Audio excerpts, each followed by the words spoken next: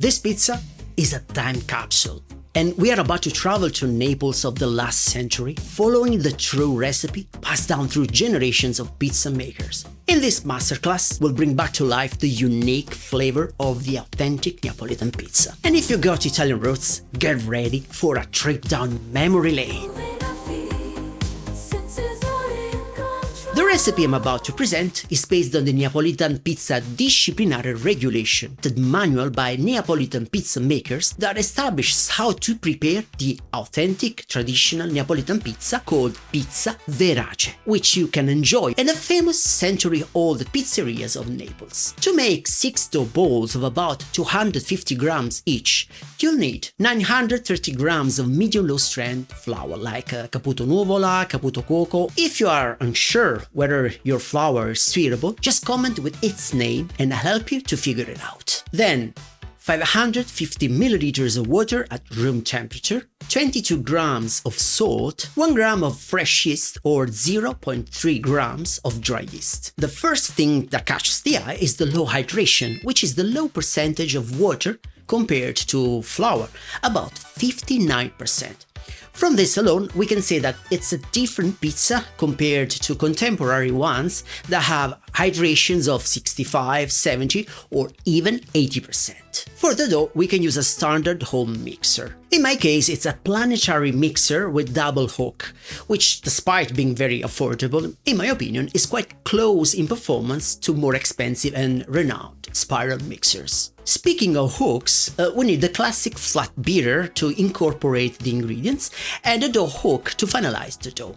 In this case, I got 2 dough hooks. The disciplinare tells us to always start with water, so we pour it into the mixer and add the salt.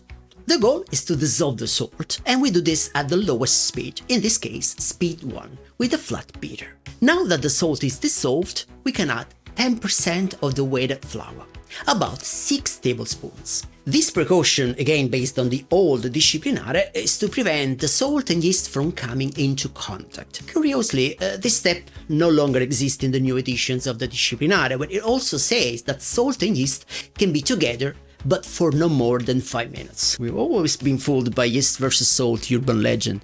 While the mixer is still going at speed 1, let it continue until the lumps are absorbed. At this point, you can crumble the fresh yeast and add it to the rest of the flour. For those using dry yeast, it changes very little. Pour it into the flour and give it a quick mix. With the mixer still running, add the flour little by little, like rain.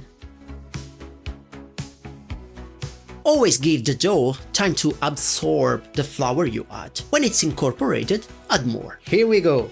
Now that we poured all the flour and it's been completely incorporated, we can move on to the kneading phase. We replace the flat beater with the dough hook or hooks, we close the mixer and start again at low speed. In this case, we don't need high speeds simply because the dough is slow in hydration and harder.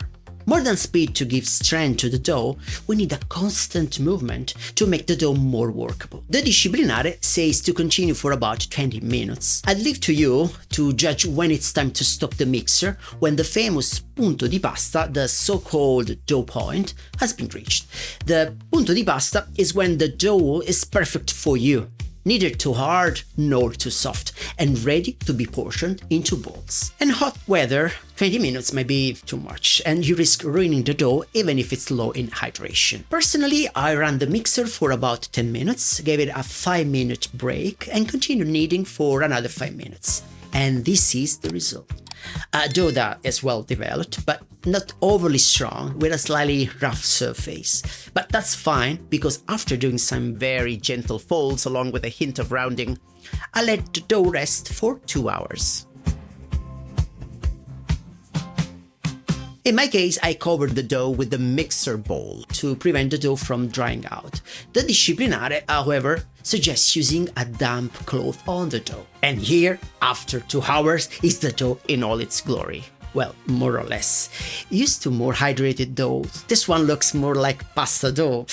And now, here's a crucial phase, the cutting. There is the shaping of the dough balls. The great pizza makers do it by eye, but we mere mortals measure gram by gram with a scale. We cut 6 pieces of dough, weighing 250 grams each. And now, let's shape the dough balls. Since the dough ball will rise for about 6-8 hours at room temperature, we can't tighten them too much, otherwise they'll be too tight during the stretching phase, especially due to the low hydration. Using the usual technique, we bring the edges from the outside towards the inside of the ball.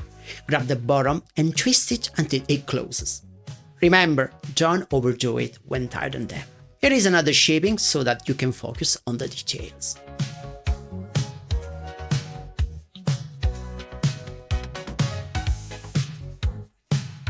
We arrange the 6 dough balls in the proofing box, and since there will be a gap down here, and I don't want the balls to sag, I've placed these 2 containers to fill the space where there aren't any. I learned this concept from Maestro Vincenzo Esposito, king of classic Neapolitan dough. If you don't have a proofing box, feel free to use some IKEA containers or similar. Half an hour before baking the pizza, it's time to turn on the oven. If you're using a wood-fired or gas oven, preheat it to the maximum power, because the very high temperature will allow cooking in 90 seconds. According to the traditional recipe, only wood-fired ovens should be used, while in more recent versions of the disciplinare, electric ovens have been added as long as they can reach the same temperature as wood-fired ovens. If you have a high-performance electric oven, select 485 degrees Celsius for the upper part and about 430 degrees Celsius for the lower part. If it lets you choose only one temperature, select at least 450 degrees Celsius or the maximum temperature available. And off we go with preheating. Since about 6 hours have passed, let's see how our dough balls are doing. Oh, beautiful! They even look soft. Look how lovely they are. Now that the oven has reached the right temperature, it's time to make our authentic Neapolitan pizza. Let's take the dough ball and put it in a bowl with some semolina flour and do the so-called flour bath. Use as little flour as possible during stretching, also because the dough, being low in hydration, will hardly stick to the peel. The more flour you use, the more bitter the pizza bottom would be. Be careful. Have some bad news. Rolling pins are strictly forbidden for stretching, and I'm not joking. Only manual stretching is allowed. Let's start from the center and move the air towards the edge. During this operation, be very careful not to crush the edge, otherwise the pizza wouldn't have the typical Neapolitan cornicione crust. When we've reached a sufficient size, we can use the quintessence of Neapolitan stretching technique and show off to those watching us. The slap. With one hand, we block the disc, and with the other, we grab an edge of the disc and pull. The hand on the disc also serves to rotate it just enough to pull a sufficient number of edges.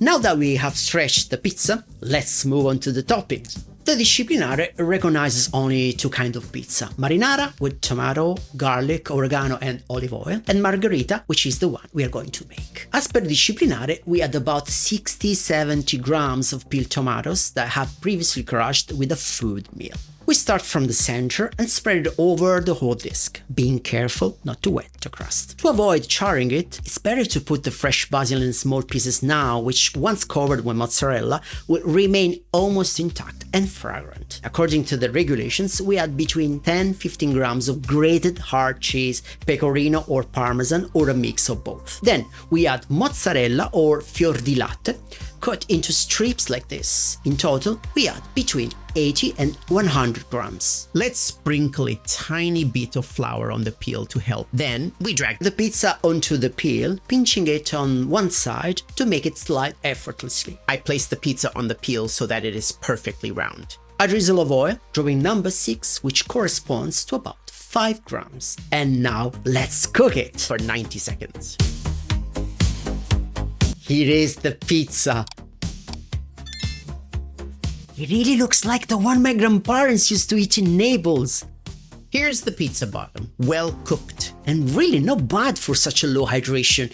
I wasn't expecting a very developed cornicione crust, and yet I must say this structure surprised me. And now, the most important test, the tasting test. Mamma mia, this is the flavor of Naples of the yesteryear, and it's absolutely the taste of pizzas from when I was a kid. And then the mix of toppings with the dough of this consistency really makes the difference. If you want to eat pizza like they used to make in Naples in 50s or in 60s, all you have to do is try this recipe, add it to your favorites and share it with your friends and family who want to go back in time. Thanks if you have made it this far, and see you next time.